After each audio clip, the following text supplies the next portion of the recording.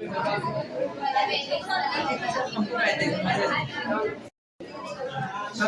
इधर वापस कंसंट्रेट करो, इधर वापस आओ वापस। लास्ट टाइम कल जाते जाते थ्योरम हुई थी, superset of linearly dependent set is again linearly dependent. इधर बात सुनो सब लोग, लास्ट टाइम थ्योरम हुई थी कि लीनियरली डिपेंडेंट सेट का जो सुपर सेट बनेगा वो भी कैसा होगा, डिपेंडेंट होगा। एग्जांपल के तौर पर कहा गया था कि अगर आपका सेट दिया गया है, मान लो सेट में मौजूद है 0 vector, vector alpha 1, vector alpha 2, vector alpha 3 up to so on, मान लो वेक्टर अल्फा m तक मौजूद है। इतने लोग मौजूद हैं। किसी सेट में अगर 0 वेक्टर मौजूद है तो वो सेट कैसा होगा, किसी सेट के अंदर 0 वेक्टर मौजूद है तो सेट कैसा होगा, डिपेंडेंट होगा। अगर आप इसमें से कुछ भी निकाल नहीं रहे हो, आप इसमें मर्ज कर रहे हो। सुपर सेट बनाने का मतलब ये होता है कि जितने पॉइंट आपके पास पहले थे उतने पॉइंट आज भी रहेंगे, बस आप एक्स्ट्रा पॉइंट और उसमें मिला दोगे। तो हम इसमें मर्ज कर दे रहे हैं आगे बीटा 1, बीटा 2, इस तरीके से चलते हुए बीटा n, इतने पॉइंट हमने और मिला। क्या हमने इसमें से 0 वेक्टर को बाहर किया? 0 वेक्टर की मौजूदगी की वजह से ये पहले भी डिपेंडेंट था, ये आज भी कैसा है, डिपेंडेंट है। फिर अगला केस सुनना, अगला केस, अब की बार हम 0 वेक्टर नहीं ले रहे, हमने लिया अल्फा 1, अल्फा 2, अल्फा 3, इस तरीके से चलते हुए अल्फा m, ये सेट लिया और हम कह रहे हैं ये सेट मेरा कैसा है, लीनियरली डिपेंडेंट है।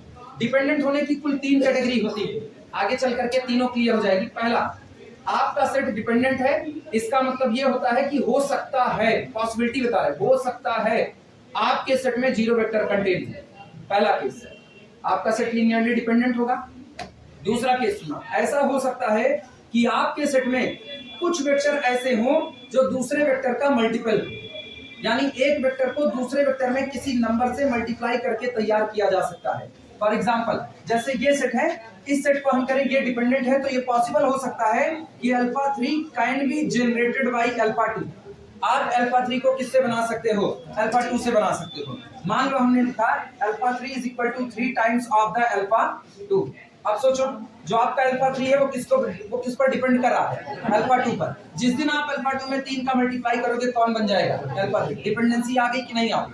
इसका मतलब अगर हम यहाँ पर कह दें कि this alpha 3 is equal to 2 times alpha 2, set कैसा नजर आया, डिपेंडेंट। और अगर ये डिपेंडेंट है तो चलो फिर इसका सुपर सेट तैयार करते हैं। इसमें हम फिर मर्ज कर रहे हैं, इसमें मर्ज करो वेक्टर बीटा 1, मर्ज करो वेक्टर बीटा 2, इस तरीके से चलते हुए वेक्टर बीटा n, इतने वेक्टर और मिला दिए। ये बताओ आज भी अल्फा 3 अल्फा 2 पर डिपेंड कर रहा है कि नहीं कर रहा? एक भी वेक्टर अगर दूसरे पर डिपेंड कर गया तो आपका सेट हमेशा कैसा रहेगा, डिपेंडेंट। आपका सेट कभी भी एलाई नहीं बन सकता। पहले केस में 0 वेक्टर की मौजूदगी की वजह से डिपेंडेंसी, दूसरे केस में alpha 3 is the multiple of alpha 2 इसलिए डिपेंडेंट हुआ। ऐसा भी हो सकता है कोई किसी का मल्टीपल ना हो, गौर से सुनना, कोई किसी का मल्टीपल ना हो, लेकिन कोई एक वेक्टर कुछ वेक्टर का लीनियर कॉम्बिनेशन लिखा जा सकता है। मतलब आप किसी एक वेक्टर अल्फा 5 को बाकी बचे हुए कुछ वेक्टर से या बाकी बचे हुए सारे वेक्टर से जनरेट कर सकते हो। एग्जांपल के तौर पर अगला सेट बना लो, alpha 1, alpha 2, alpha 3 so on alpha m, और हमने कह दिया कि जो आपका अल्फा 5 है, alpha 5 can be written as linear combination of alpha 1, alpha 4, alpha 7, यानी alpha 5 is equal to 2 into alpha 1 plus 4 into alpha 3 plus 9 into alpha 7। अब ये बताओ अल्फा 5 बनने के लिए कितने लोगों पर डिपेंड हुआ, अल्फा 1 पर, अल्फा 3 पर और अल्फा 7 पर। अगर अल्फा 5 इन तीनों पर डिपेंडेंट है तो इसका मतलब आपका पूरा सेट फिर कैसा हो गया, डिपेंडेंट हो गया। अब आप इसमें अलग से वेक्टर मिला भी दोगे, beta 1, beta 2 so on beta m, मिला दिए इतने वेक्टर, लेकिन फिर भी क्या डिपेंडेंसी पर कोई फर्क पड़ेगा? कल भी डिपेंडेंट थे, आज भी डिपेंडेंट हो। इसीलिए कहा जाता है कि अगर आपका कोई सेट डिपेंडेंट है तो उसमें आप चाहे 2 लाख, 5 लाख, 10 लाख वेक्टर मिला दोगे, उसके बावजूद भी आपका सेट हमेशा कैसा बना रहेगा, डिपेंडेंट। डिपेंडेंसी रिमूव होने वाली नहीं। क्लियर है ये बातें? और एग्जाम्पल के तौर पर सिंपल सा एग्जाम्पल है, दिमाग में हमेशा याद रखना। छोट भर का कद्दू है, उसके अंदर में सड़न है, उस सड़न को तुम डिपेंडेंसी के तौर पर देखो। कद्दू जैसे जैसे बढ़ता जाएगा वो सड़न खत्म नहीं होगी, वो अपनी जगह पर बरकरार रहेगी, वो सड़न बढ़ सकती है। सोचो तुम और वेक्टर मिला रहे हो, और वेक्टर तुमने मिलाया, क्या पता जिनको तुमने मिलाया है वो लोग भी आपस में डिपेंडेंट होते हैं, जिनको तुमने मिलाया वो भी आपस में डिपेंडेंट होते हैं। इस पूरे सेट में हमने किसको मर्ज किया है? बीटा 1, बीटा 2, बीटा n को, इतने लोगों को मिलाया। अगर कहीं खुदा न खास्ता बीटा के बीच में ऐसा रिलेशन होता कि beta 6 is equal to 3 times of the beta 10 plus 9 times of the beta 11। अब सोचो ये बीटा 6 खुद बनता है किसकी वजह से? बीटा 10 और बीटा 11 के। एक तो ये लोग पहले से डिपेंडेंट थे, आपने उसमें और मिला दिया और वो लोग भी आपस में डिपेंडेंसी रखे हैं, तो क्या ये इंडिपेंडेंसी हो पाएगी? फिर ये लोग कैसे रह गए डिपेंडेंट? सबसे अच्छी कंडीशन होती है, सबसे अच्छी कंडीशन, मेरे सारे अल्फा वाले में ये पूरा सेट डिपेंडेंट था, हमने जिनको मिलाया वो कैसे हैं? इंडिपेंडेंट, उसके बावजूद भी मेरा सेट कैसा बना रहेगा? डिपेंडेंट। इसीलिए कहा जाता है आप डिपेंडेंट में कुछ भी मिलाओ उसकी डिपेंडेंसी खत्म नहीं हो सकती, उसकी डिपेंडेंसी बढ़ सकती है, उसकी डिपेंडेंसी बढ़ सकती है। जिनको आपने मिलाया है वो भी डिपेंडेंट हो गए, लेकिन वो इंडिपेंडेंट की कैटेगरी में नहीं आ सकते। मतलब डिपेंडेंट से इंडिपेंडेंट को अगर क्रिएट करना है, समझना, डिपेंडेंट से इंडिपेंडेंट को अगर क्रिएट करना है तो आपको छटनी करनी पड़ेगी, आपको चीजों को निकालना पड़ेगा। वेक्टर निकलेंगे तो पॉसिबिलिटी है कि आप इंडिपेंडेंट तक पहुंच जाओ, पॉसिबिलिटी है। लेकिन अगर आप मिलाते जा रहे हो तो आप कमी दूर नहीं कर रहे हो, बल्कि आप कमी को बढ़ाने का काम कर रहे हो। इसीलिए कहा जाता है every superset of a dependent set is always dependent, but every subset, अब सुनना, every subset of dependent set may और मे नॉट बी डिपेंडेंट। अगर आपका सेट डिपेंडेंट है तो उसका सबसेट डिपेंडेंट हो भी सकता है और नहीं भी हो सकता। क्लियर है ये बातें? ये कल की थ्योरम थी, अब आज की थ्योरम सुनना।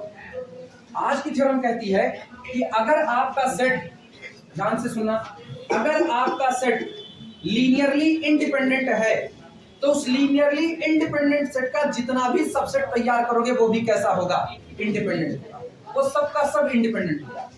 एक घर में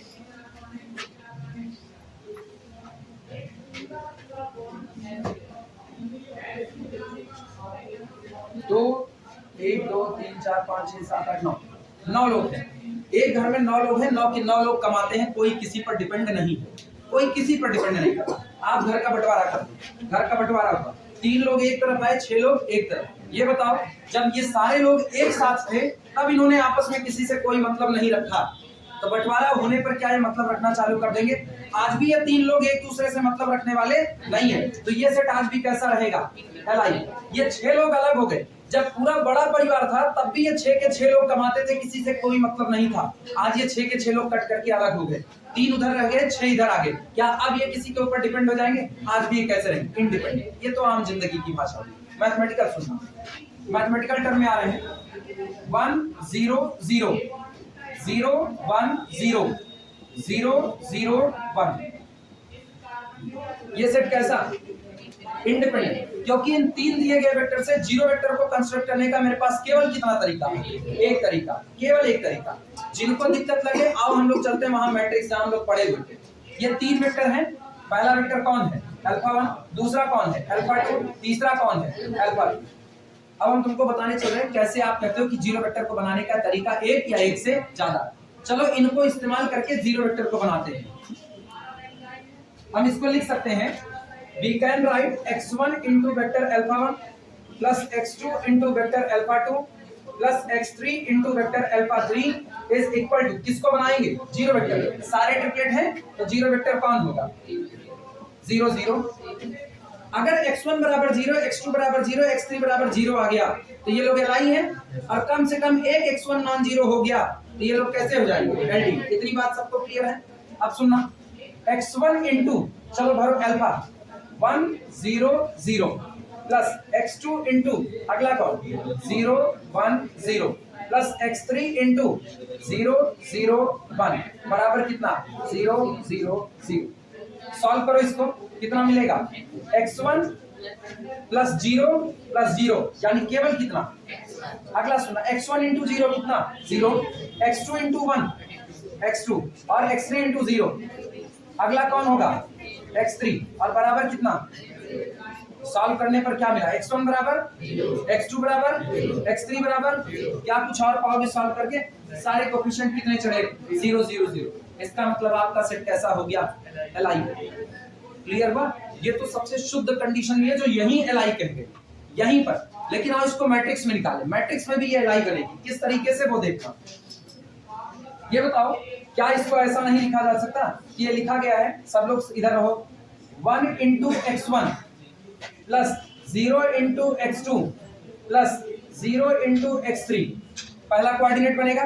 दूसरा बोलना 0 into x1 plus 1 into x2 plus 0 into x3। अगला बोलना 0 into x1 plus 0 into x2 plus 1 into x3 और बराबर कितना 0 0 0। अगर तुम गौर करो तो तुमको एक सिस्टम ऑफ लीनियर इक्वेशन मिल रहा है। सिस्टम ऑफ लीनियर इक्वेशन क्या मिला, 1 into x1 plus 0 into x2 plus 0 into x3 बराबर कितना, पहला बराबर हुआ पहले 0 into x1 plus 1 into x2 plus 0 into x3 बराबर कितना मिला, 0 into x1 plus 0 into x2 plus 1 into x3 बराबर कितना। क्या ये एक होमोजीनियस सिस्टम है, क्योंकि इधर सारे कैसे चढ़े हैं 0। आज इसको मैट्रिक्स में चेंज करो, मैट्रिक्स में चेंज करोगे तो मैट्रिक्स में ये बनेगा, पहला कॉलम बोलो 1 0 0, दूसरा कॉलम 0 1 0, तीसरा कॉलम 0 0 1 हुआ।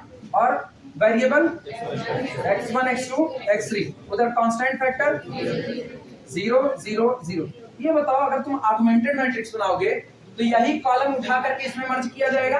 आर्गुमेंटेड सोचो क्या बनेगी, आर्गुमेंटेड बनेगी ये डॉटेड लाइन 0 0 0। अब ये बताना पाइवट पाइवट पाइवट, क्या कोई कॉलम फ्री हुआ, कोई कॉलम फ्री हुआ नहीं हुआ। और कॉलम फ्री नहीं होते तो होमोजीनियस में आपको केवल और केवल एक सॉल्यूशन मिलता है, that's called the trivial solution, सिर्फ ट्रिवियल। और कौन मिलता था, याद करो होमोजीनियस का एक सॉल्यूशन अगर मिलेगा केवल एक तो आपको एक ही मिलता है, x1 बराबर x2 बराबर x3 बराबर, मिल गया कि नहीं। इसका मतलब आपके दिए गए सेट कैसे हैं, एलआई है। अब यही काम याद रखना, हम लोग जब एलआईएलटी चेक करेंगे तो दिए गए सिस्टम से मैट्रिक्स को कंस्ट्रक्ट करेंगे। मैट्रिक्स के अगर सारे के सारे कॉलम पाइवट हो गए तो आपका दिया गया सेट कैसा है, एलआई। एक भी नॉन पाइवट छूट गया तो आपका सेट कैसा होगा, एलडी। इतनी बातें सबको क्लियर है, चलें आगे। अब सुनना, अब आते हैं थ्योरम पर, जो थ्योरम बताने के लिए इसको उठाए थे। इसका मतलब ये बात तो क्लियर हो गई कि 1 0 0 0 1 0 और 0 0 1 ये दिया गया सेट कैसा होगा, एलआई होगा। चलो इसकी स्लॉटिंग करते हैं, इसको काट करके सबसेट बनाते हैं। बोलो पहला subset 1 0 0, singleton non zero vector के साथ कलेक्शन हमेशा कैसा होता है, एलआई। सब लोग इधर कंसंट्रेट किए रहो, सिंगलटन नॉन जीरो वेक्टर के साथ बना हुआ सेट कैसा, एलआई हुआ। अब की बार बोलना अगला 0 1 0 कैसा रहा, एलआई रहा। अगला 0 0 1 कैसा हुआ, एलआई हुआ। क्लियर है। अब की दो वेक्टर का कलेक्शन ली, दो वेक्टर का लोगे तो चलो अल्फा 1 अल्फा 2 अल्फा 3 नाम देते हैं। अल्फा 1 अल्फा 2 अभी भी कैसे, पहले एक दूसरे पर डिपेंड नहीं थे तो क्या आप डिपेंड हो जाएंगे। अगली बार आते हैं अल्फा 1 अल्फा 3 कैसा, एलआई। अल्फा 2 और अल्फा 3 कैसा, एलआई। और ये तीनों इकट्ठे आएंगे तब तो एलआई नहीं। क्लियर हुई बातें। इसका मतलब अगर आपका सेट लीनियरली इंडिपेंडेंट है तो आप उसके चाहे जितने सबसेट बनाओगे उसका हर सबसेट खुद कैसा होगा, एलआई। क्लियर हुआ। प्रूफ कैसे होगा वो सुनना, पहले थ्योरम का प्रूफ जान लो। मानते हैं, माना हमको एक सेट कैपिटल एस दे दिया गया है, कैपिटल एस है alpha 1 alpha 2 alpha 3 up to so on alpha M, और हमसे कहा जा रहा है कि आपका ये सेट कैसा है, एलआई। हमको साबित करना है कि इसके जितने सबसेट बनेंगे वो हर एक सबसेट खुद कैसा होगा, एलआई। हम उल्टा मान के चलते हैं, हम कहते हैं माना इसका सबसेट तो बनेगा लेकिन वो सबसेट एलआई नहीं बल्कि कैसा होगा, एलडी। तो हम कहेंगे लेट माना capital T is the subset alpha 1 alpha 2 alpha 3 which is linearly dependent। उल्टा मान लिया, कंट्राडिक्शन। हमने कहा माना दिया गया सेट तो एलआई है लेकिन इसका जो एक सबसेट हमने बनाया वो सबसेट कैसा हो गया, एलडी। जस्ट पहले वाली थ्योरम पकड़ो, अगर ये एलडी है तो इसका सुपरसेट भी कैसा होगा, एलडी। और जबकि वो दिया क्या, कंट्राडिक्शन हुआ दोनों बातों का नहीं। तो इसका मतलब किसी भी एलआई का सबसेट हमेशा कैसा रहेगा, एलआई। पल्ले पड़ी कुछ बातें, चलो प्रूफ करते हैं। आओ स्टेटमेंट लिखे पहले, लिखना subset of linearly independent set, subset of linearly independent set of vectors, linearly independent set of vectors is also linearly independent। किसी linearly independent set के जितने भी सबसेट आएंगे वो सब के सब Li ही आएंगे। हाल क्या है? एक्चुअली ये ना लाइट बंद होने का जो इतना डार्क नजर आ रहा है, लाइट से चमक रहा था तो थोड़ा रिफ्लेक्शन ले रहा था, उसको डाउन कर रहा था। चलो प्रूफ करते हैं, प्रूफ लिखना, थ्योरम है ये, हम डबल स्टार लगा देते हैं, हम इसको रिजल्ट के तौर पर याद करते हैं। प्रूफ, प्रूफ में लिखना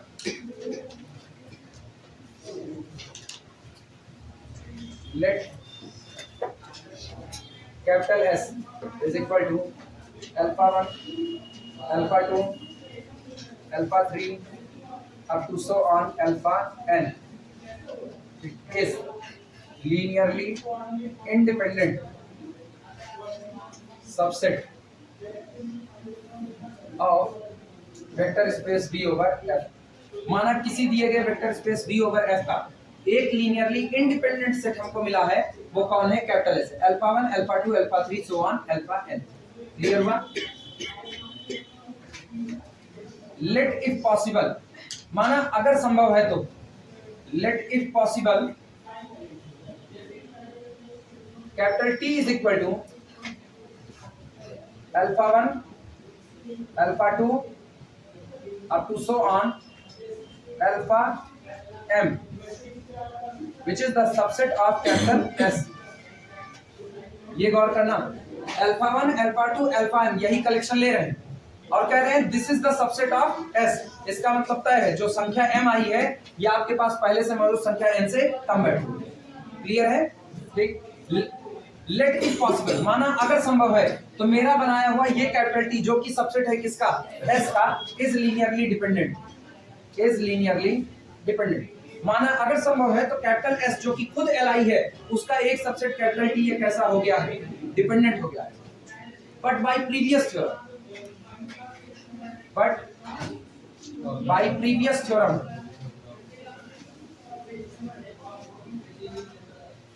but by previous theorem superset of any LT set, superset of any linearly dependent set is again linearly dependent।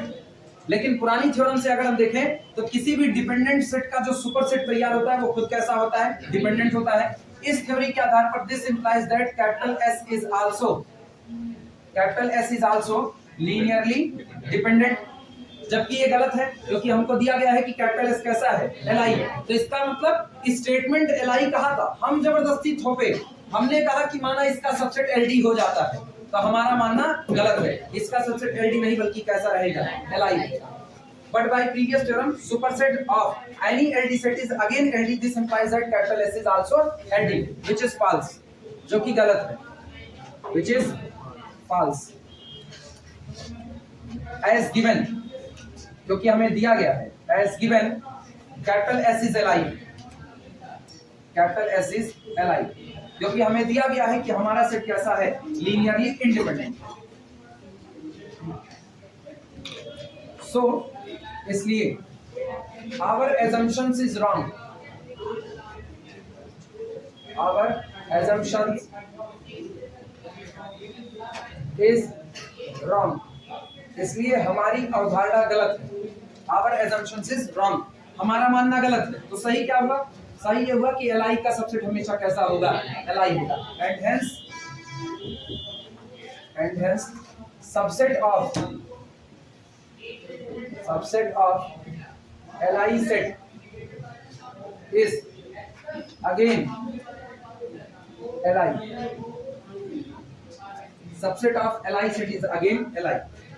Motor.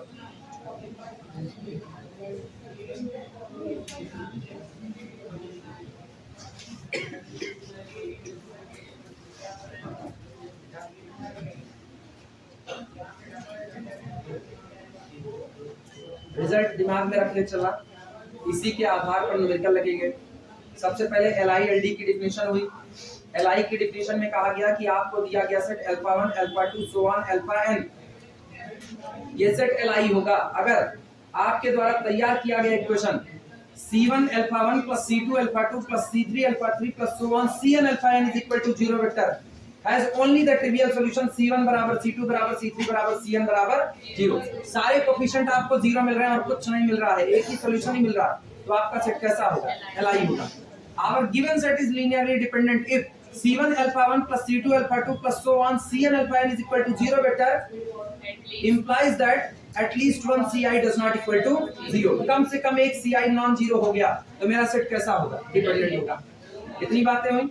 इसके बाद फिर हम लोगों ने रिमार्क कहा जो इम्पटी सेट होता है वो हमेशा कैसा रहेगा? Li रहेगा। इसका मतलब दुनिया में, ध्यान से सुना, दुनिया में किसी भी सेट के पास कम से कम एक इंडिपेंडेंट सबसेट हमेशा होता है। दुनिया में किसी भी सेट के पास कम से कम एक इंडिपेंडेंट सबसेट हमेशा होता है। सही है गलत? अगर मुझको कोई सिंगलटन जीरो भी थमा देना, ये सिंगलटन 0 0 पूरी की दुनिया में आ रहा है, तो इसका जिस दिन हम कहेंगे इसका एक इम्पटी सबसेट, सॉरी वो LI सबसेट बताओ, हम कहेंगे इसका LI सबसेट कौन? इसके पास भी होगा। ये खुद LI नहीं है, सोचो मजे की बात, ये खुद LI नहीं है, लेकिन इसका सबसेट कैसा हो गया? LI। तो हाँ, ये पॉसिबिलिटी होती है।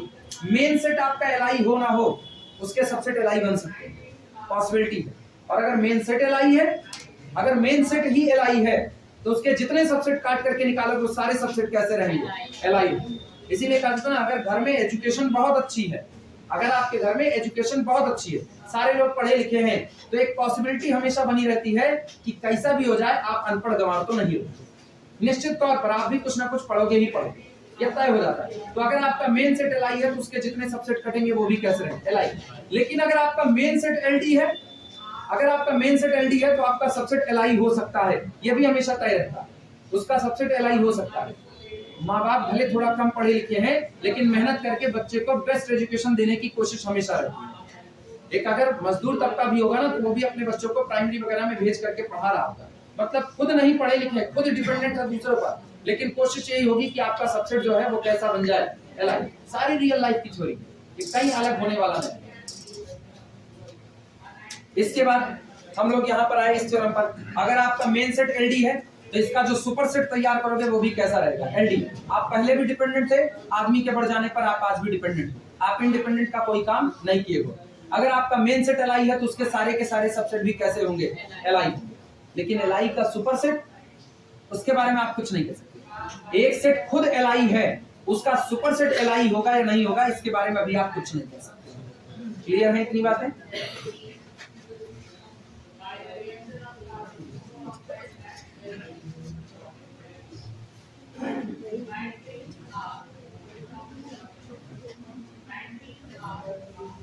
ये सब पढ़ते रहो, और सभी लोग जितने लोग यहाँ पर मौजूद हो अपने दिमाग में इस बात को बिल्कुल रखे रहना, ये बन तो रहा, ये तुमको मिलेगा नहीं, तुम रिया करके रह जाओगे, हम तुमको इसको नहीं देंगे, तुम ये जान लो। इसीलिए अपना भला बुरा तुम्हारे अपने हाथ में, तुम्हारी मर्जी, तुम बिल्कुल गैपिंग मार सकते हो, जैसा तुम्हारा मन कहे उसके लिए तुम खुली छूट, हम नहीं रोकेंगे। लेकिन हमसे उम्मीद ना करना कि हम तुमको वीडियो देंगे, नहीं देंगे।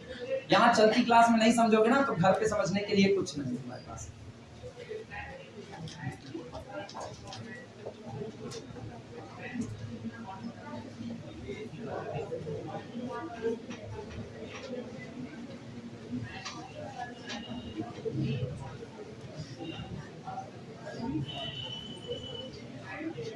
अगली थ्योरम सुनो, अगली थ्योरम तुमको एक और कॉन्सेप्ट देने जा रहा हूं।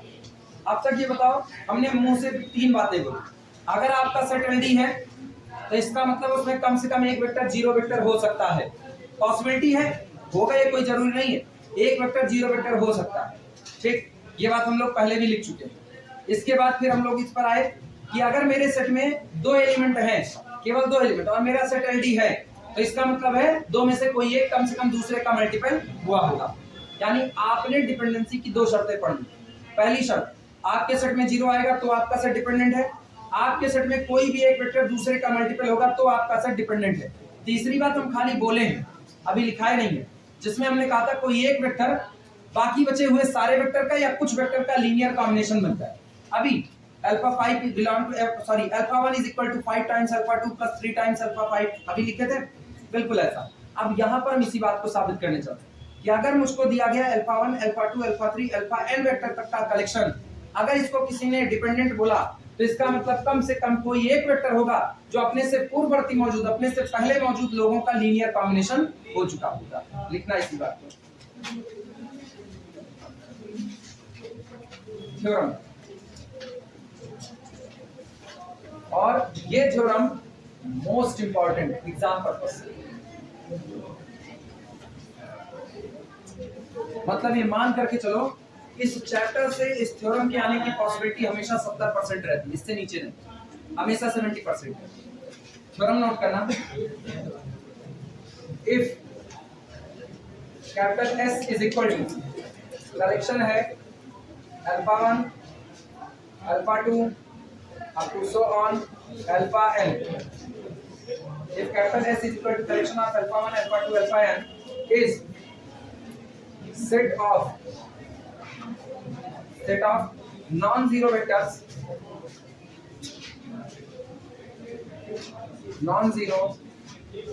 vectors, from vector space V over F, from vector space V over F, then either सुनो, थ्योरम में आगे का स्टेटमेंट लिखने से पहले बात सुनो। अगर आपको alpha 1 alpha 2 alpha 3 so on alpha n total n vector का कलेक्शन दिया गया और ये बात कह दी गई कि इसमें जितने वेक्टर मौजूद है कोई भी वेक्टर जीरो वेक्टर नहीं है, एक बात, alpha 1 alpha 2 alpha 3 total n vector का आपको कलेक्शन दिया गया और बता दिया गया कि इन n के n वेक्टर में एक भी वेक्टर जीरो वेक्टर नहीं है, तो कुल मिलाकर के दो ही बात पॉसिबल है, या तो ये सेट Li होगा या तो ये सेट Ld होगा। पहली कंडीशन, अगर ये सेट Li होगा, कोई किसी पर डिपेंड नहीं करता है, जाहिर सी बात है इनके बीच में कोई रिलेशनशिप नहीं होगा। लेकिन अब आज की तारीख में अगर ये सेट डिपेंडेंट हो गया, हमने इसमें जीरो वेक्टर नहीं रखा, अगर आज की तारीख में ये सेट डिपेंडेंट हुआ तो तय बात है कम से कम कोई एक वेक्टर जरूर होगा जो अपने से पहले मौजूद वेक्टर के लीनियर कॉम्बिनेशन में लिखा जा सकता है। थ्योरम को पढ़ा जाता है if capital S is equal to alpha 1 alpha 2 so on alpha n is the set of non-zero vectors from a vector space V over F, then either capital S is linearly independent or there exists at least one alpha k such that this alpha k can be written as the linear combination of its preceding ones, जो अपने से पहले मौजूद vector के linear combination में लिखा जा सकता है। क्लियर हुई बातें? स्टेटमेंट आप पूरा करना। then either capital S is a line, capital S is linearly independent और अथवा there exist, यहां पर मौजूद होगा there exist some alpha k, यहां पर कोई वेक्टर अल्फा k ऐसा मौजूद होगा such that alpha k belong to the, पूरी लैंग्वेज लिखें तो पूरी लैंग्वेज में होगा alpha k can be written as the linear combination of its preceding ones, पूरी लैंग्वेज ये होगी। और अगर इस तरीके से लिखना चाहे सिंबल में तो alpha k belong to the linear span of alpha 1 alpha 2 up to so on alpha k minus, ठीक, जहां पर ये जो k है where k greater than or equal to 2 but less than or equal to n।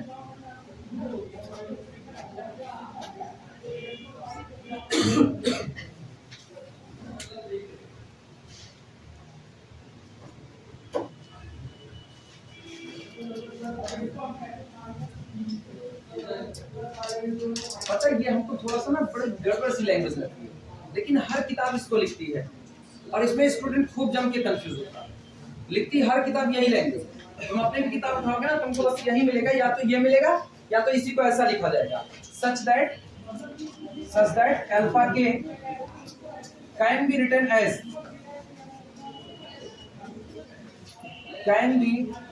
As linear combination of its preceding once.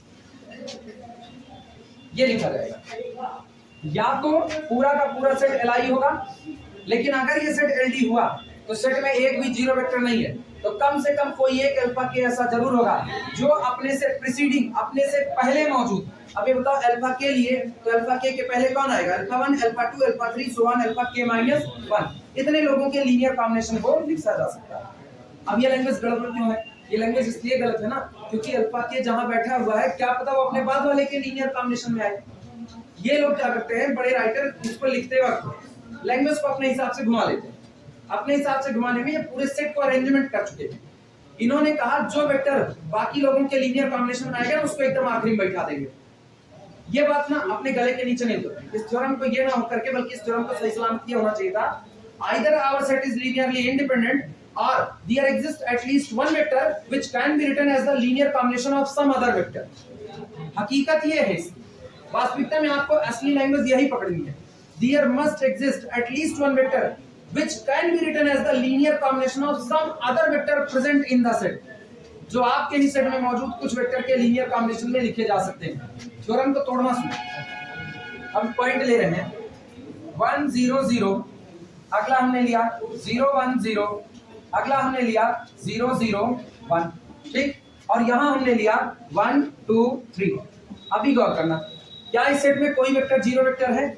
समझो, बाद में इसको प्रूव करें, पहले इसे समझो। क्या इसमें कोई जीरो वेक्टर है?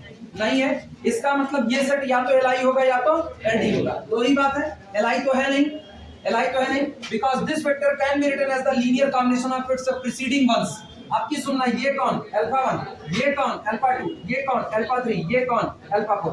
Alpha 4 can be written as the linear combination of alpha 1, alpha 2, alpha 3। यानी लैंग्वेज इनके हिसाब से देख, alpha 4 can be written as the linear combination of its preceding ones. अपने से पहले मौजूद लोगों के लीनियर कॉम्बिनेशन में लिखा जा सकता है। सही या गलत? अच्छा, ठीक। आप सुनिए,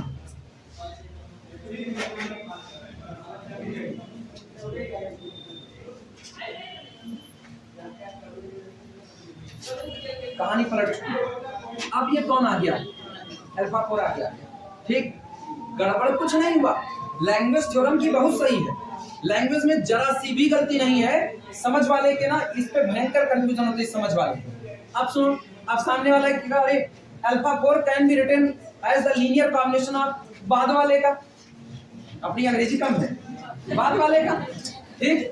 तो जब ये बाद वाले के लीनियर कॉम्बिनेशन में लिखा गया तो प्रीसीडिंग वंस वाली तो बातें खत्म हो गई। खत्म नहीं हुई। अब हम कहेंगे alpha 3 can be written as the linear combination of its preceding ones. हाँ, अगर ये इन तीनों के लीनियर कॉम्बिनेशन में लिखा जा सकता है तो मान के चलो यहाँ मौजूद हर वेक्टर बाकी बचे हुए वेक्टर के लीनियर कॉम्बिनेशन में लिखा जा सकता है। थोड़ा दिमाग लगाना पड़ेगा, बस खाली थोड़ा जोड़ तोड़ करना पड़ेगा, बाकी सब एक दूसरे के लीनियर कॉम्बिनेशन में चले आए। आप बात पल्ले पड़ी तो इससे कंफ्यूज मत होना। जैसे कोई हमसे कहे सर आप इसको लिख करके दिखाइए, 0 0 1 को इनके लीनियर कॉम्बिनेशन में लिख करके दिखाइए। आप दिखा सकते हो आसानी से। कैसे? इधर ध्यान देना, 0 0 1, ठीक, is equal to x1 into, पहला उठाओ 1 2 3 प्लस x2 इंटू, अगला बोलो 1 0 0 और प्लस x3 इंटू 0 1 0 0 1 0। बोलो यहां से क्या मिलेगा? यहां से मिलेगा x1 प्लस x2 प्लस केवल x1 प्लस x2 बस मिलेगा। अगला बोलना, अगला क्या मिलेगा? 2x1 प्लस x3 ये मिलेगा। और अगला कौन मिलेगा? 3x1 बस। और बराबर इधर कितना मिलेगा? 0 0 1। बोलो क्या कंपेयर करके x1 x2 x3 मिल जाएगा कि नहीं? तो इसका मतलब हाँ, ये बात सही है, कोई भी वेक्टर अपने से पहले मौजूद वेक्टर के लीनियर कॉम्बिनेशन में लिखा जा सकता। क्लियर हुई बातें? थ्योरम समझ में आई? तो थ्योरम का स्टेटमेंट बहुत सही है। पढ़ने वाले इसको गलत पढ़ देते हैं, वो इसको यही समझते हैं कि अच्छा अल्फा के जो होगा वो अपने से पहले मौजूद सारे लोगों के लीनियर कॉम्बिनेशन। नहीं, सारे लोगों के नहीं, या तो सबके लीनियर कॉम्बिनेशन से बना होगा या तो कुछ से बना होगा, बना जरूर होगा लीनियर कॉम्बिनेशन से।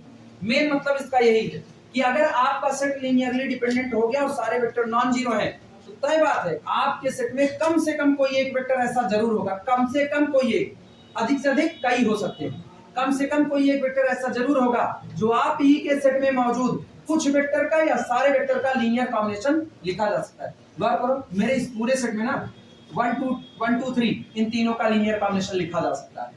अब हम तुमको ये भी दिखा दिए कि 0 0 1 इन तीन का लीनियर कॉम्बिनेशन लिखा जा सकता है। हम तुमको ये भी कह रहे हैं 0 1 0 बाकी बचे हुए तीन लोगों का लीनियर कॉम्बिनेशन लिखा जा सकता है, कोई किसी के भी लीनियर कॉम्बिनेशन। लेकिन लिखने के लिए आपको एक सिस्टमैटिक लैंग्वेज चाहिए, तो लैंग्वेज यही होती है कि आप ये बात लिखो, अल्फा के can be written as the linear combination of its preceding ones. Clear हुई बातें? अब तो इससे कंफ्यूज नहीं होगे। ये सिर्फ पहले वाले की बात नहीं है, ये केवल इतनी सी बात है कि अगर मेरा सेट डिपेंडेंट है तो कोई एक वेक्टर होगा जो कुछ लोगों के लीनियर कॉम्बिनेशन में लिखा जा सकता है। चलिए प्रूफ किया जाए।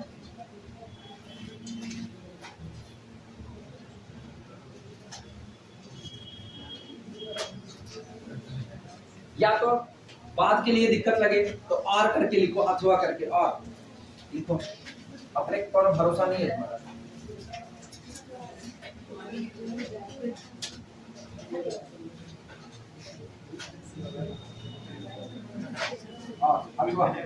In other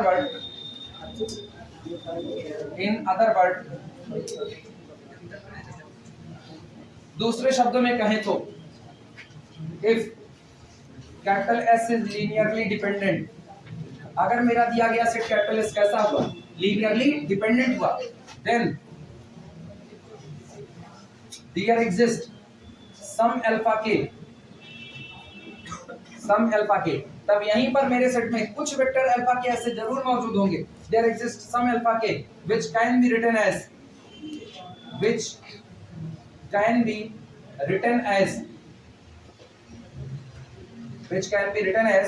linear combination of some other vectors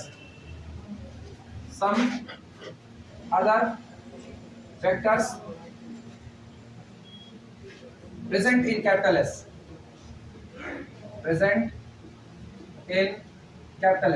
तब यहां पर कैपिटल एस के ही अंदर में कोई एक वेक्टर अल्फा के ऐसा जरूर होगा जो उसी सेट में मौजूद बाकी के वेक्टर के लीनियर कॉम्बिनेशन में लिखा जा सकता है।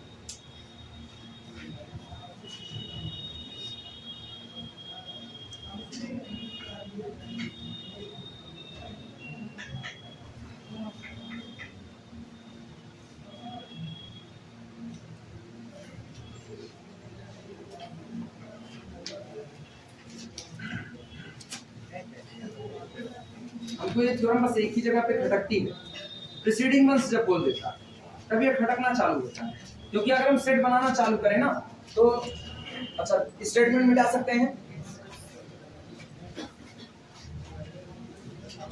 जैसे सुनो, एक सेट हम बना रहे हैं, ध्यान देना, इधर समझो, इधर सेट बना रहे हैं 1 1 2 2 0 1, सेट बन गया। डिपेंडेंट तो है, तय बात है डिपेंडेंट है, ठीक। There exists some vector which can be written as the linear combination of its preceding ones। अभी गौर करना, 2 2 अपने से पूर्ववर्ती मौजूद का लीनियर कॉम्बिनेशन लिखा जा सकता है। क्लियर है? आप लिख सकते हो, बिल्कुल लिख सकते हो। अच्छा अब भी, लेकिन अगर हम इसको ऐसा लिख दें 1 1 0 1 और 2 2, ये सब स्टूडेंट के लिए हमको ये खटकता है बस खाली, क्योंकि हम भी स्टूडेंट लाइफ में था, इससे खूब कंफ्यूज होते थे जम करके। अच्छा अपने पहले से ही मतलब बाद वाले के लीनियर कॉम्बिनेशन में नहीं आएगा, हर बार मेरा दिमाग यही जाता था क्या ये अपने बाद वाले के लीनियर कॉम्बिनेशन में नहीं आएगा। हम वेक्टर को इधर उधर बैठा देता, तब पता चला ना ये जो इनकी लैंग्वेज है, ये लैंग्वेज इनकी बहुत अच्छी है, लेकिन स्टूडेंट के दिमागी तौर पर ये उसके साथ खेल जाने वाली बात है। इसीलिए हम इसको इतना ज्यादा एक्सप्लेन कर रहे हैं कि तुम लोग अब इस बात से कभी कंफ्यूज ना हो। अभी गौर करना, 2 0 0 अपने से पहले मौजूद लोगों का लीनियर कॉम्बिनेशन लिखा जा सकता है। कैसे? आप लिख सकते हो 2 2 इज इक्वल टू 2 इंटू 1 कामा 1 और प्लस इसका कोई नहीं तो इसका कितना 0 इंटू 0 कामा 1। क्या 2 2 अपने से पहले मौजूद वेक्टर के लीनियर कॉम्बिनेशन में लिख दिया गया कि नहीं लिखा गया? क्लियर है? फिर सुनना,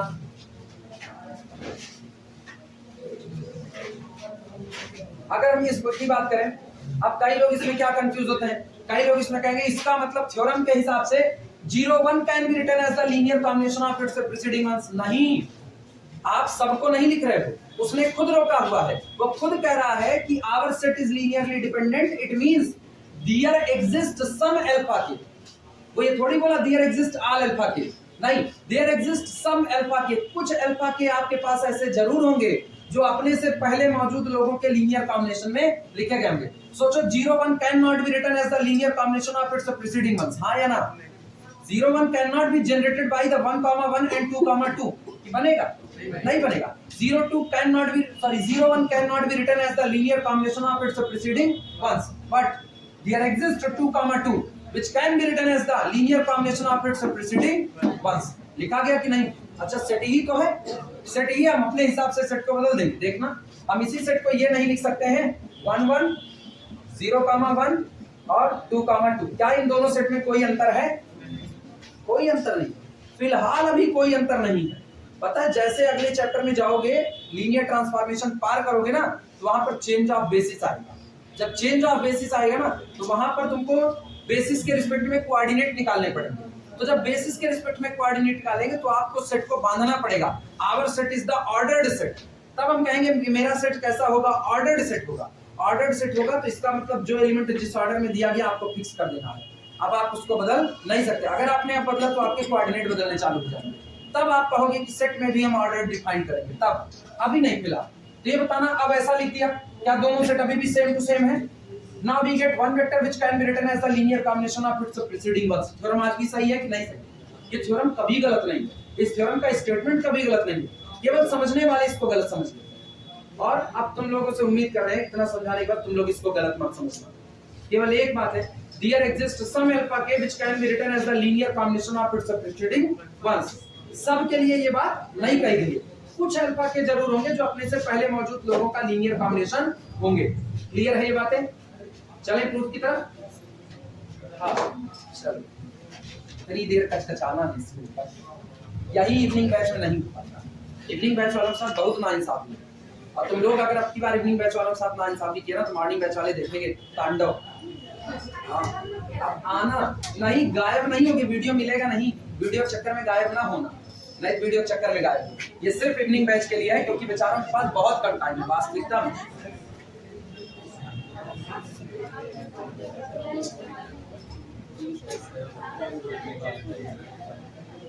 चलो प्रूफ की शुरुआत करते हैं। लिखना प्रूफ।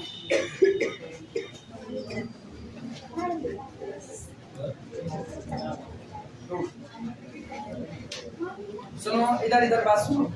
अगर मेरा सेट एल हो गया, केस सुनना, case capital S is the collection of alpha 1 alpha 2 alpha 3 so on alpha m।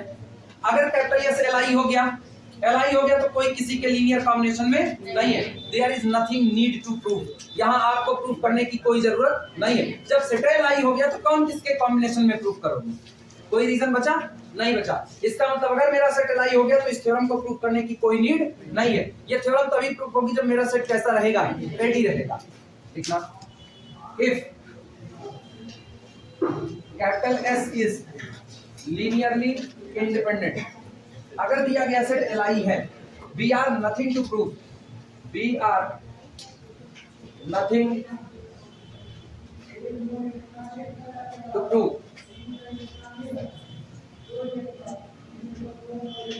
If capital S is L we are nothing to prove.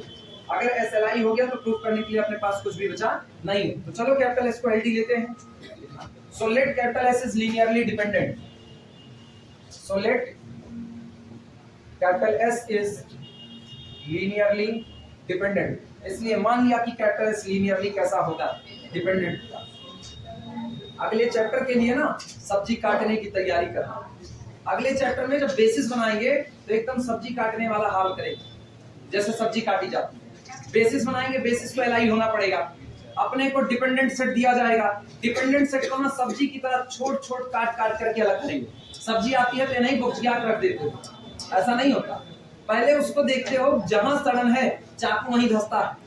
अब पूरे में ही सड़न है तो बात अलग है, सिंगलटन जीरो दिया जाएगा तो काहे का बेसिस में होगा, ठीक। लेकिन अगर आपकी सब्जी में कुछ जगह पर सड़न है, बाकी ठीक ठाक है, तो नहीं करते उठाए चक्कू घसघस घसघस घसघस अलग कर दिया, नहीं, थोड़ा थोड़ा हिस्सा, जहां जहां सड़न है उतना उतना हिस्सा काट करके निकालते हो।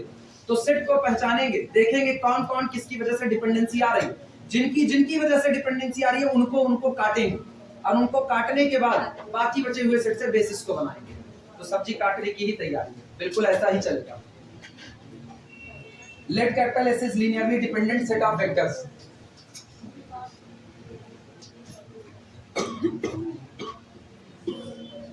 माना capital S dependent set of vectors है, ठीक।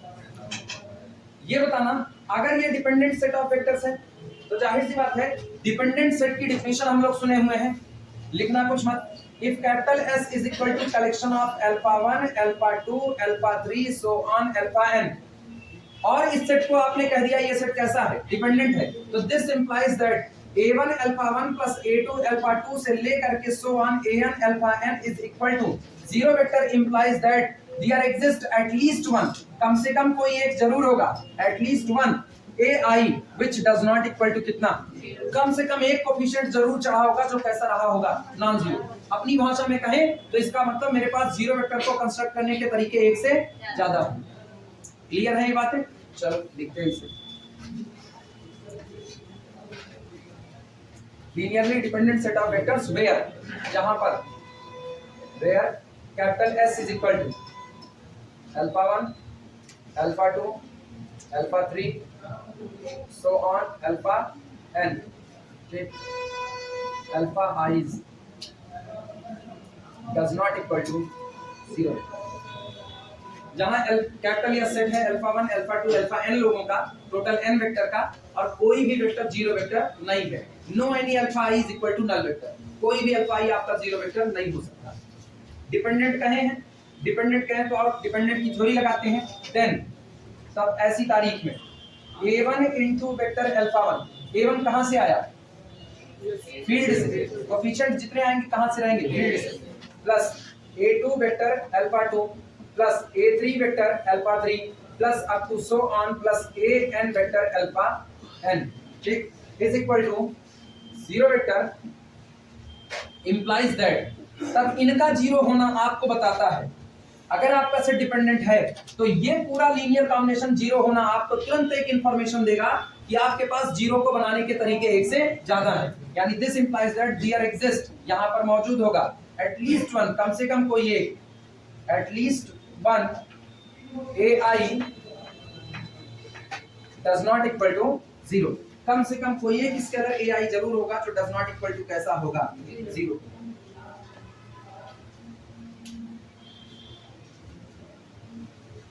अब बात बहुत इत्मीनान से समझना, आगे की बात पहले इतना लिख लो तब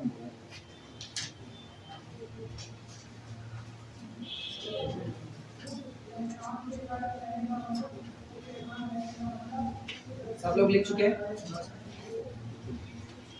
अभी बस टाइम कितना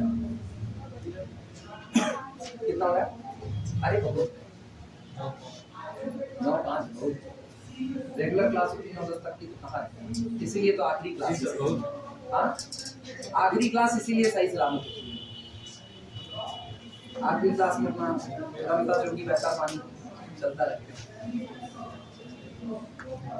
हो जाए तो बताना सब लोग।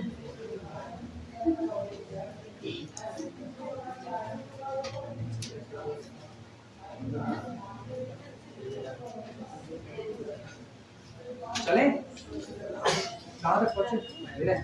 चलो शुरुआत करते हैं, इधर आओ वापस, सुनो, इधर इधर इधर। ये बताना कोफिशिएंट गिनो, कुल कितने कोफिशिएंट अपने पास a1 है, अपने पास a2 है, a3 है, a4 है, चलते चलते कहीं पर एक k-1 है, फिर चलते हुए कहीं पर अपने पास कौन होगा, कोफिशिएंट ak होगा। रीजन हम क्यों ak माने, क्योंकि थ्योरम क्या कही है, there exist some alpha k which can be written as the linear combination of its preceding ones, कोई अल्फा k होगा जो अपने से पहले मौजूद लोगों का लीनियर कॉम्बिनेशन, तो उसी अल्फा k के लिए हमको ये बात लिखनी पड़ी, वो होगा। अच्छा, इस तरीके से चलते हुए मेरे पास लास्ट का कौन है, an, ये सारे कोफिशिएंट हैं और मेरा सेट कैसा है, डिपेंडेंट है। जब मेरा सेट पूरा का पूरा डिपेंडेंट है, ये बात हमको दी गई है, तो इस पूरी जमात में कम से कम कोई एक जरूर होगा AI जो डज नॉट इक्वल टू कितना होगा, 0 होगा। अब assumptions मेरे ऊपर है, वो AI कहां पर है दिया तो गया नहीं है, कहां पर है, तो चलो हम अपनी मर्जी से मानते हैं।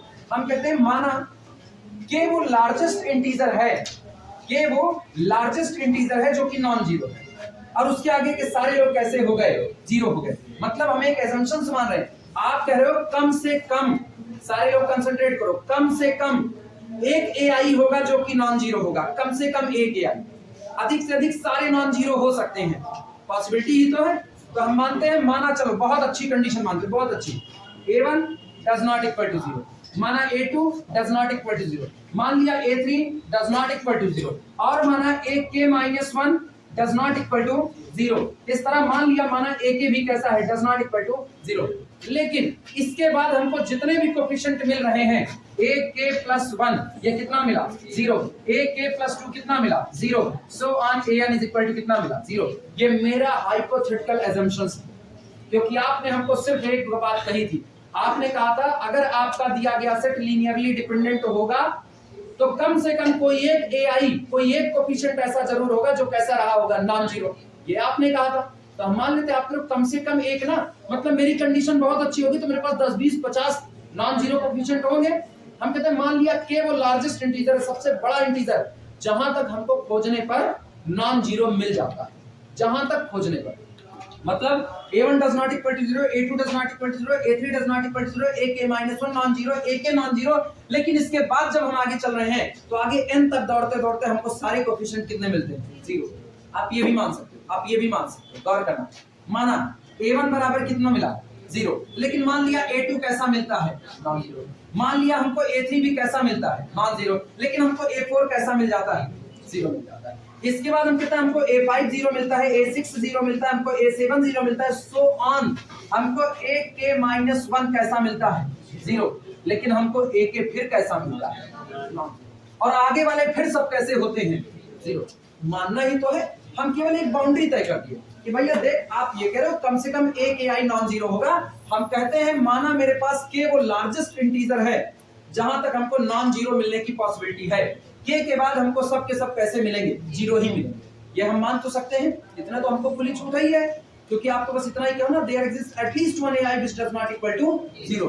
तो हम चाहें तो हम सबके सब नॉन जीरो मान लें, सबके सब नॉन जीरो मान लोगे ना, पट्टे से सारे लीनियर कॉम्बिनेशन में आ जाएंगे, बवाले खत्म। तो इसीलिए हम लोग थोड़ा बुरी कंडीशन मानते हैं, माना K is the largest integer at which AK does not equal to 0, लेकिन उसके बाद सारे के सारे कैसे हो जाते हैं, 0 हो जाते हैं। इसमें किसी को कोई दिक्कत है, चले लिखें इस बात को।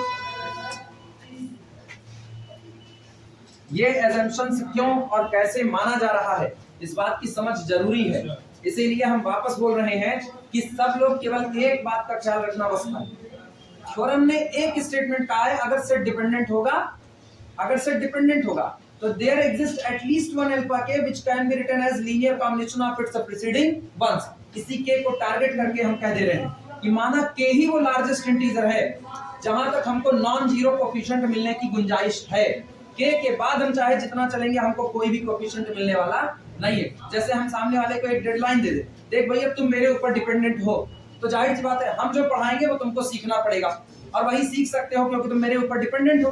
तो हम तुमको कह दिए तुम ज्यादा से ज्यादा 4 दिन की गैपिंग मारोगे तो हम तुमको समझा लेंगे, 4 दिन के बाद अगर 5वें दिन की गैपिंग मारोगे तो मान के चलो सब नील बटा सन्नाटा है, फिर हम तुमको कुछ समझा नहीं पाएंगे। तो सोचो हम तुमको कितनी डेडलाइन दिए, 4 दिन की, मेरा लार्जेस्ट इंटीजर कौन हुआ, 4, उस 4 के पहले तक आपको हम समझा सकते हैं, 4 के बाद वैल्यू सारे कोफिशिएंट कितने हो गए, 0। यही assumptions हम यहां पर लेके चलते, लिखा जाए।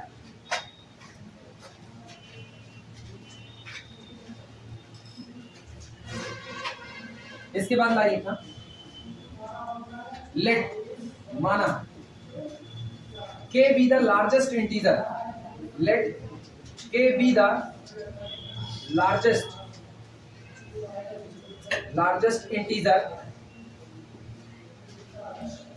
माना K be the largest integer for which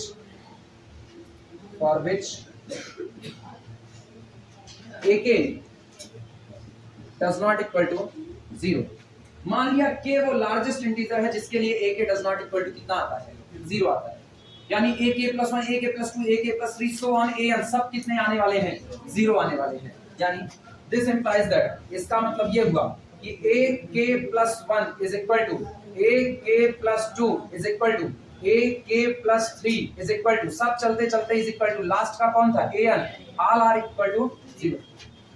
a के तक नॉन जीरो मिलने की गुंजाइश है, इवन a के खुद कैसा रहा, नॉन जीरो रहा, लेकिन इसके बाद सारे कोएफिशिएंट कितने चढ़ गए, 0 चढ़ गए।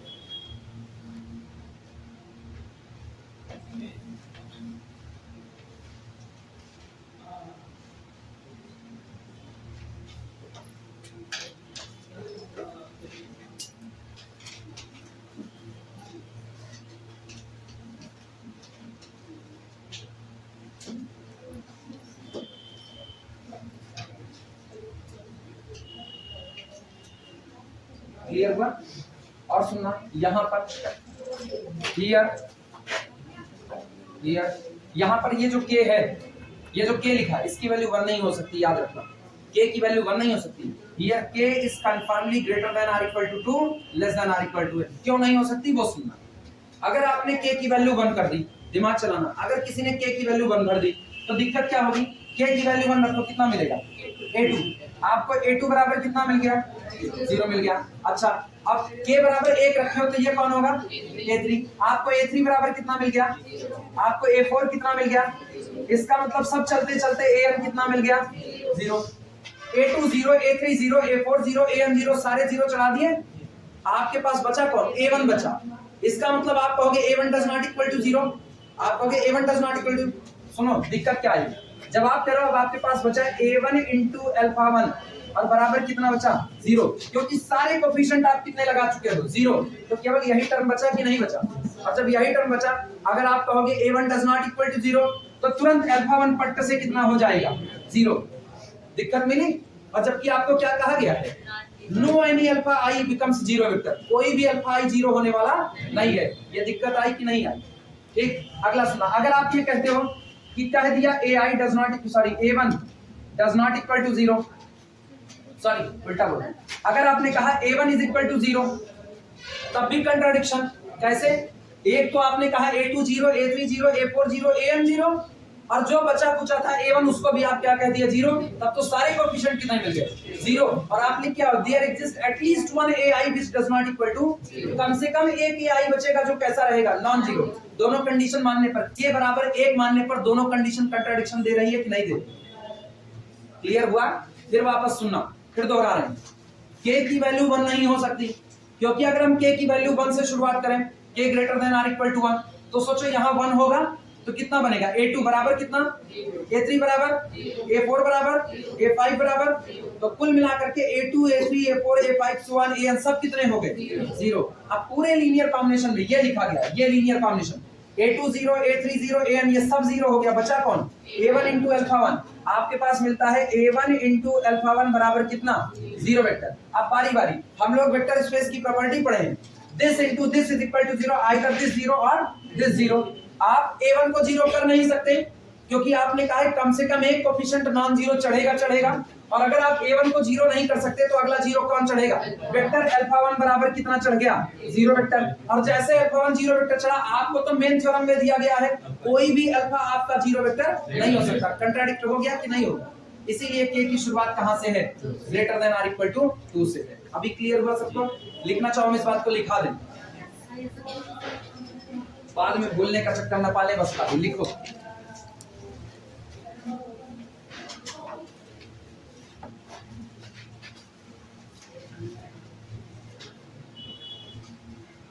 Here k is greater than or equal to 2 less than or equal to 1, ठीक, फुल स्टॉप करके लिखना, बिकॉज, क्योंकि नहीं, बिकॉज फुल स्टॉप नहीं, ऐसे लिखो, बिकॉज क्यों k की वैल्यू 2 से शुरू हो रही है, इसका रीजन बता रहे हैं। k is greater than or equal to 2 less than or equal to n, because if, यदि k is equal to 1, अगर k is equal to कितना हो गया, 1 हो गया, then इससे बहिनी 0 से स्टार्ट कर सकती हो, k की वैल्यू 0 से, k कौन है, गिनती का नंबर है, पहला टर्म होगा। जीरो टर्म का मतलब सेट खाली हो गया।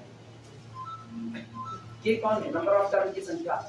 तुम्हें पूछिए ना, सुनो इतना अल्फा 1 कौन सा टर्म है? पहला टर्म। अल्फा 2 चौथा टर्म है, दूसरा टर्म। अल्फा 3 चौथा टर्म है, तीसरा। अल्फा 4 चौथा है। टर्म की संख्या हमेशा कहां से शुरू होगी? गिनती कहां शुरू होती है? 1 से। तो इसका मतलब गिनना 1 से शुरू होगा, तो आप 0 से तो गिन ही नहीं सकते। जीरो टर्म कौन होगा? कोई बोल सकता है जीरो टर्म कौन होगा? नहीं, इसलिए k की वैल्यू 1 से शुरू होती है। k ना गिनने वाले स्टेप है, कितने स्टेप आपके पास मौजूद हैं, कितने टर्म मौजूद हैं, इसीलिए k की वैल्यू 1 से शुरू आती है। ठीक है, लेकिन यहाँ इस थ्योरम में रोक लग रही है। k की वैल्यू हमेशा 2 से शुरू होकर n पर होगी। कब? जब आप इसको करेंगे ak does not equal to 0, क्योंकि अगर आपने k की वैल्यू 1 से शुरुआत की, मतलब ये अगर 1 से शुरू किया तो दिक्कत क्या मिलेगी? उधर लिख रहे हैं। If k is equal to 1 then कितना कितना? a2 is equal to 0, a3 is equal to 0, so on an is equal to 0 and b get. और तब आपको क्या मिलेगा? ऊपर का हटा के लिख रहे हैं,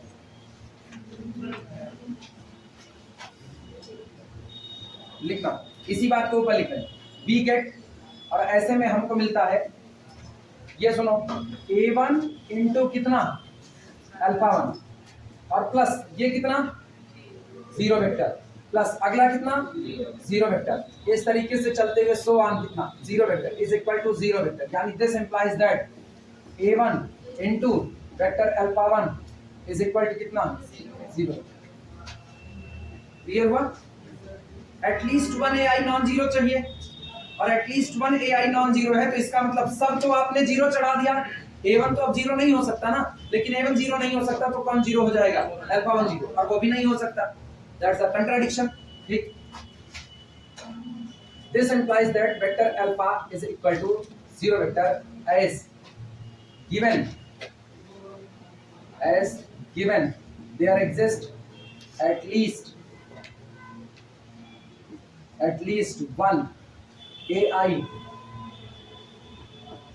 does not equal to 0, but alpha is equal to 0 vector not possible. Sorry, alpha 1 is equal to 0 vector not possible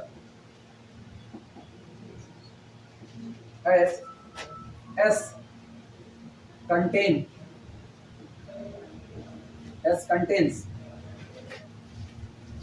all vectors as non-zero vector, vectors। ये रहा। इतनी बातें सिर्फ एक बात साबित करने के लिए कही गई हैं, k की वैल्यू शुरू कहां से होगी? 2 से, इससे नीचे नहीं शुरू। नोट करो, बस थ्योरम प्रूफ हो चुकी है, इसके बाद कुछ बचा नहीं होगा। हो जाए फटाफट तो बताना।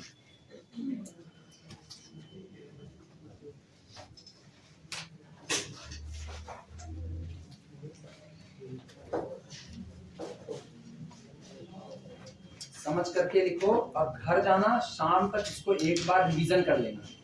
नहीं रिवीजन करोगे तो फिर तुमको रिवीजन करने के लिए कुछ मिलने वाला है नहीं, बाद में इसको भूलो। और ये थ्योरम मोस्ट इंपॉर्टेंट है, एग्जाम में खूब पूछी जाती है जम करके।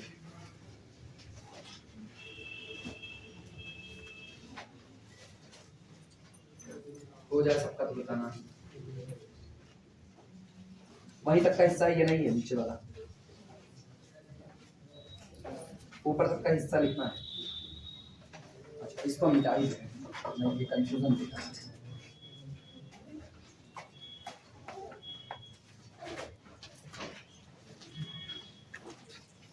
चलो ध्यान देना, नाउ दिमाग चलाना।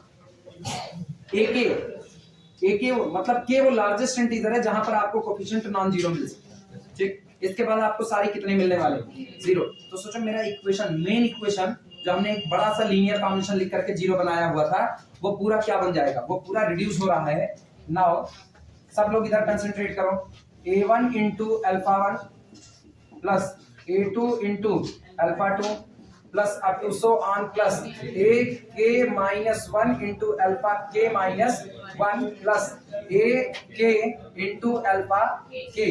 इतने तक हुआ, इतने तक, क्योंकि आपको पॉसिबिलिटी है ए के कैसा है, नॉन जीरो। के वो लार्जेस्ट इंटीजर है जिस पर आने वाला कोफिशिएंट ए के कैसा है, नॉन जीरो। इसके पीछे वाले जितने हैं, मतलब के माइनस 1 से लेके ए 1 तक कोई भी जीरो नॉन जीरो हो सकता है, लेकिन बस इतनी ही दूर तक जीरो नॉन जीरो का किस्सा चलेगा। इसके बाद plus 0 into alpha k plus 1 plus 0 into alpha k plus 2 और यहां से ले करके so on 0 into alpha n, और पूरा बराबर कितना हुआ, 0। किसी को कोई दिक्कत, नोट कर, इसमें चमक तो नहीं आ रही है, बचा हुआ है वो नीचे। हाँ जाना है, जाओ।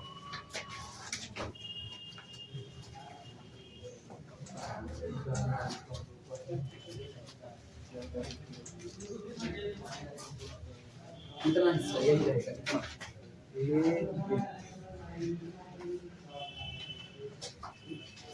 दिस इंप्लाइज दैट, सोचो अपने को मिला क्या यहां से, अपने को मिलता है this implies that a1 into vector alpha 1 plus a2 into vector alpha 2 plus so on plus a के minus 1 into vector alpha k minus 1 plus a के into alpha k is equal to कितना, 0 vector, क्योंकि उनका सबका वजूद ही खत्म है। बना कि नहीं बना? 2 मिनट लिखना बंद करो, 2 मिनट लिखना बंद करो, वापस आओ इधर, कंसंट्रेट करो, लिखना बंद करो सब लोग। सुनो, ए के अल्फा के को रोक रहे हैं, इसको यहीं रोको, बाकी सबको उधर भेज रहे हैं। तो ये बना दिस इंप्लाइज दैट, अपने पास आ रहा है ए के इंटू अल्फा के, कोई लिखेगा नहीं, इधर निकाल करे रहो, ए k into alpha k is equal, ये उधर जाएगा कितना, माइनस a1 इंटू अल्फा 1, आया ना, फिर ये minus a2 into alpha 2, so on चलते चलते माइनस a के minus 1 into alpha k minus 1 लिखा जा सकता है। ये बताओ a के कैसा है, नॉन जीरो, आप खुद कहो a के नॉन जीरो है, तो क्या a के से डिवाइड लगा सकते हैं पूरे में कि नहीं, और जैसे a के से डिवाइड लगा, alpha k is equal to bracket में माइनस a1 अपॉन कितना, a के इंटू कितना हुआ, अल्फा 1, फिर प्लस माइनस a2 अपॉन कितना, a के और इंटू कितना, अल्फा 2, इस तरीके से चलते हुए प्लस माइनस a के माइनस 1 अपॉन कितना, a के, और बाहर कितना, अल्फा के माइनस 1। एक चीज गौर करो, होगा तो कोई कांस्टेंट ही ना, होगा तो कोई कांस्टेंट, क्या इस कांस्टेंट को C1 कह सकते हैं कि नहीं? तो क्या लिखा गया है, ये लिखा गया अपने पास, ऊपर का हटा रहे बस खाली रहता, लिखा गया मेरे पास this implies that vector alpha k is equal to, इतने हिस्से को हम मान रहे हैं, ये कौन है, C1, ये कौन है, C2, तो ये कौन होगा, C के माइनस 1। ये अपने पास आया C1 into alpha 1 plus C2 into alpha 2 plus up to so on plus C k minus 1 into alpha k minus 1। Set को क्या मान के चले थे, सेट क्या मान के चले थे, डिपेंडेंट, सेट शुरू में ही डिपेंडेंट दिया गया था, और अगर सेट डिपेंडेंट था तो गौर करो, we get alpha k which can be written as the linear combination of alpha 1 alpha 2 alpha 3 alpha k minus 1। तो क्या ये साबित करता है कि this implies that alpha k belong to the linear span of alpha 1 alpha 2 up to so on alpha k minus 1।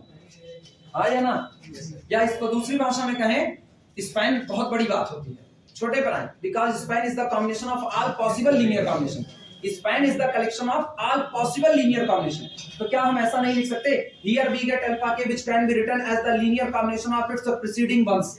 तो हम हो गई कि नहीं, यही था, लिख डालो फटाफट।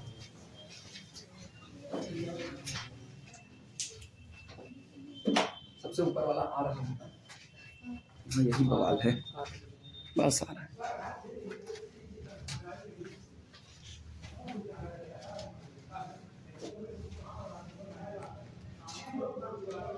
इतने इत्मीनान से यहाँ समझाने की इवनिंग बैच में बहुत मतलब भागने वाली कैटेगरी होती है कि आप भागते रहो भागते रहो,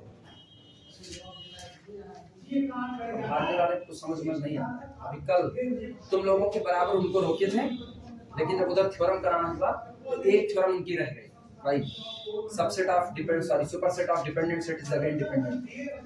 ये नहीं हो पाया उसमें, नोट कर लो इतना थोड़ा, फिर चलते हैं इसी पे इसको रोक है। लिखना दैट इज, इसके साथ लिखना दैट इज अल्फा के can be written as, can be, सुनो इसके बारे में सब लोग जानते हो, इसको मत सोचना, it is the collection of all possible combination, all possible, जो तुम्हारी मर्जी। क्या हमने C1 C2 C3 CK-1 की वैल्यू कोई बताई है? कुछ भी हो सकता है, इसीलिए हमने ये बात लिखी हुई है कि अल्फा के जो होगा वो अल्फा 1 से अल्फा K-1 तक का जितना पॉसिबल कॉम्बिनेशन होगा उनमें से कोई एक हो जाएगा, उसमें से कोई एक, यानी अल्फा के can be written as, can be written as, can be written as linear combination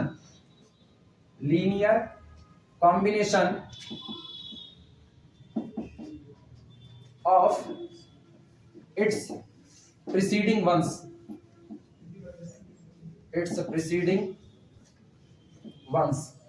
अपने से पहले मौजूद जो लोग हैं उनके लीनियर कॉम्बिनेशन में लिखा जा सकता है।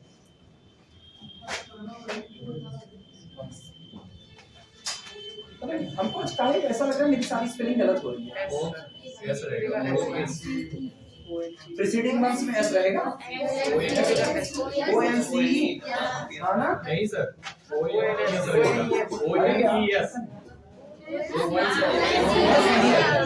वंस में एस नहीं, प्रीसीडिंग वंस अपने से पूर्ववर्ती लोगों की लीनियर कॉम्बिनेशन, ये गलत है। ONC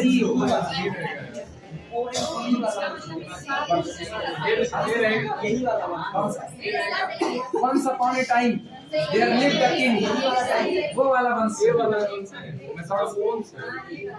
कौन सा ई वाला सही क्यों बोल रहे हो? वंस ये वाला सर अपने को पता नहीं कौन सा स्पेलिंग। अच्छा गूगल बाबा करो, हमारी ये बहुत कमजोर है इस मामले में। सर ONCE था सही, कौन सा ONCE सही होगा? सही था सर, भी तो सही ऑन था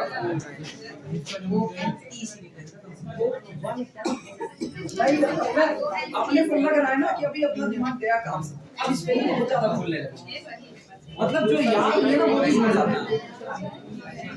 हो गया एक सुनो इधर, अब